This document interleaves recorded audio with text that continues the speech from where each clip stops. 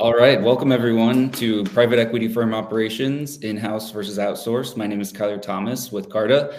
I want to get right into it and welcome our two guests. First, Lakeisha Wilson-Hill with Riverspan Partners. Lakeisha, why don't you introduce yourself and tell us a little bit about your background? Sure. Good afternoon or morning, wherever you are. And everyone, I'm Lakeisha Wilson-Hill. I am currently the Chief Financial Officer at Riverspan Partners.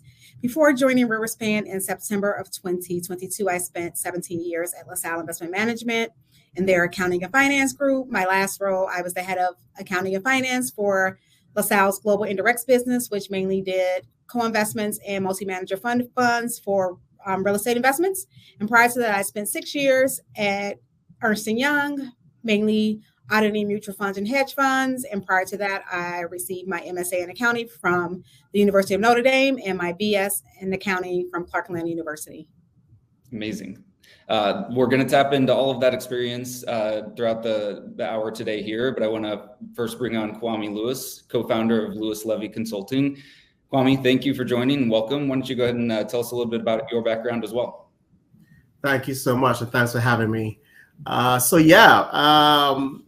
I'm classic background, Big Four audit firm, PwC, for about 17 years. Left there and then went over to a firm called Acorn Investments. I was the chief financial officer there for about 4 years.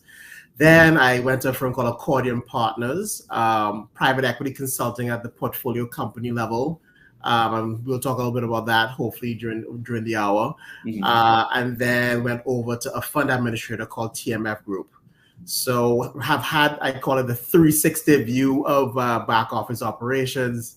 And with that, actually formed a firm called Lewis Levy Consulting with my partner O'Neill Levy, who's also has a similar background to me. And now we're out there helping firms do anything you want. But again, at the private equity, the firm level, as opposed to the portfolio company level. Right. Great. Well, thanks again for both of you joining us. I want to jump right into the content. We had a lot of pre-submitted questions, and I want to leave time for questions that come in throughout the hour here. So feel free to drop those in the chat. We'll try to answer a lot of the pre-submitted questions as we go, but then of course we'll leave time and cover anything that we may have missed or that kind of piqued everybody's interest. So let's jump right in. Lakeisha, I kind of want to kick it to you to talk about what are we talking about here? Back office operations. I know you wear a lot of hats in your current role. So just want to set the stage for what we're talking about, front and middle versus the back office in particular. Yes, so here at Riverspan, back office encompasses anything in finance and operations, anything that is not front and foremost for investor relations and or for the portfolio companies. So that includes accounting and finance, that includes compliance, legal, IT, and even HR. That's a lot of hats, a lot of different things you have to do from time to time. Kwame, what else do you kind of consider when you think about what exactly encompasses a back office operation, and then how do you know what you need to keep and what you can go get a third party to provide those services? Yeah, that's a great question. So I'll answer in reverse order. You pretty much can outsource everything. Some people do that now. So, for example, I'm a CFO, outsource CFO. So, no offense, Lakeisha. So you can outsource that to me. Obviously, we have the fund administration. You could outsource legal, right? You can outsource that. IT. Really, you can outsource everything other than the deals themselves, valuations, portfolio monitoring. And there's a lot of things that you can outsource.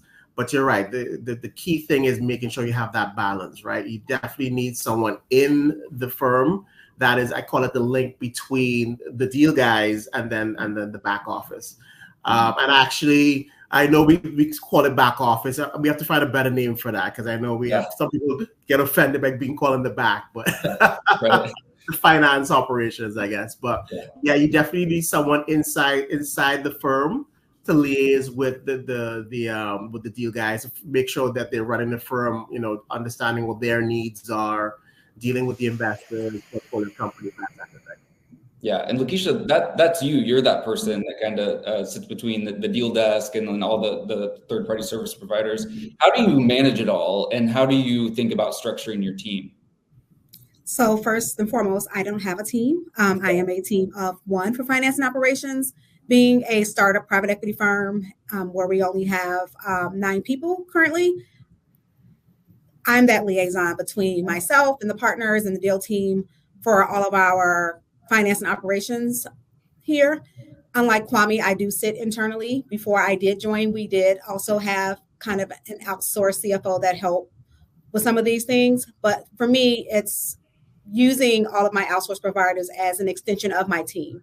Even though they don't sit here with me directly, I still look at them as my business partners, and they are here for us to help service Riverspan and for me to oversee those functions. So whether it be fund admin or me reaching out to legal when I need legal expertise, or me getting on the phone and calling my PEO if I have an HR question and making sure payroll is successful. You just have to be very organized, know who all your players are, know who to go to for certain expertise, and then also understand being an internal CFO, even though you outsource all those things, me, myself, I'm still fully responsible for all those functions. So even though I may not have 100% of the knowledge, 100% of the expertise, I need to be knowledgeable enough to know and to take responsibility and accountability for any decisions that are made for any of those functions. Mm-hmm. I want to talk about that due diligence process, not just the initial, like how to go about finding service providers, but the ongoing, because you have to be able to trust the third-party service providers to do that specific job, because you can't be everywhere all at once. And I also want to talk about kind of the stages, like how do you know what to outsource and when? So maybe, Kwame, we'll start with the stages, like what comes first, and what's some of the kind of like order of operations as a firm scales and grows that they should really be thinking about in terms of those various functions that they can outsource? Right. No, so that, again, great question. So I would actually say the very first thing you think about is, think about when you launch the firm, right? So actually pre-launch, right? So and we have a lot of GPs probably on the line as well. You're about to start your first fund. You might have done some SPVs, you might have done some, kind of smaller entities, but you're now going to go into the big leagues and be able to kind of like launch a fund. Launching a fund is a lot of things involved, legal, accounting, treasury, fund administration. So, again, being able to kind of think through all of that, you obviously would need someone to kind of help you go through that. And that's actually something that we do as well in terms of just kind of helping you get through that process. There's a lot of things to think about there. But then fast forward to say fund 1, fund 2, fund 3, you have some AUM under you. Obviously now you have some revenue, some fees. Then you start to think about bringing in, the next step would probably be a CFO. You want to bring that in-house. So everything can still be outsourced, by the way, but now you want to bring someone in-house to kind of oversee those operations, make sure that's growing nicely. Then think fund 4, 5, 6. Right now you're an actual firm. The firm's growing. You may be up to 20 to 30 people. Again, you want to continue to start bringing some of that stuff in-house, right? And so again, you don't have to, right? But then at some point there is a tipping point of, does it make sense to kind of continue to outsource that stuff? Again, by this time, you might have that really trusted relationship with your service providers, as Lakeisha was mentioning. So maybe there's nothing to change there. But again, just kind of that's where that strategy, that oversight of what good looks like. At that size firm, can you continue doing what you're doing today? That strategy is where, that's when you start to think about how do I bring stuff in-house? Do I keep it outsourced? That's the kind of thing where, by the time you get to funds 5 and 6, you're really a firm now. Yeah.